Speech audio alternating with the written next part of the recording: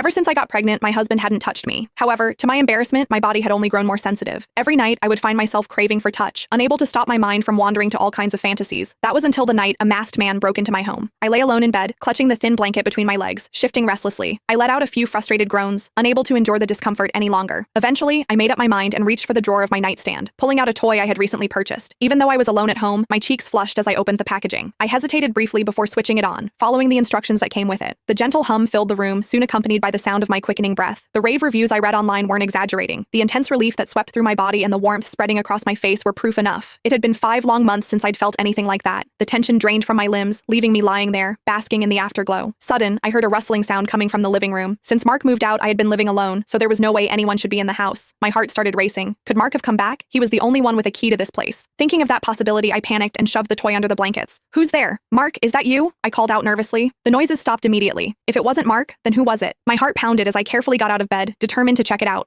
I always turned off the lights before going to sleep, so the house was dark. Opening the bedroom door, I could barely make out the shadowy shapes in the pitch-black living room. I fumbled in the dark, feeling my way toward the light switch. However, just as I reached out, a gust of wind swept past me. Before I could scream, I felt someone, tall and strong, grab me from behind and slam me against the wall. The moment I was pinned against the wall, I realized something was terribly wrong. The man quickly clamped a hand over my mouth, probably to stop me from screaming. Panic surged through me, and though I wanted to say something, I was too terrified to risk angering him. Before I could fully process the situation, his hand left my mouth and began to move down my body. I bit my lip hard, trying not to make any noise, especially with this stranger so close. However, a small voice inside me whispered, "Please, just go along with it. Do whatever you need to survive." The man chuckled softly, and I froze, every hair on my body standing on end. A shiver ran down my spine as I imagined the mocking grin on his face. His warm breath grazed my neck as he finally spoke. At last, his voice was low, almost as if he was deliberately disguising it, making it impossible for me to recognize. I managed to stammer, my voice shaking. "Who are you? Please, don't hurt me. I'll give you money. It's in the closet of the guest room. Take it.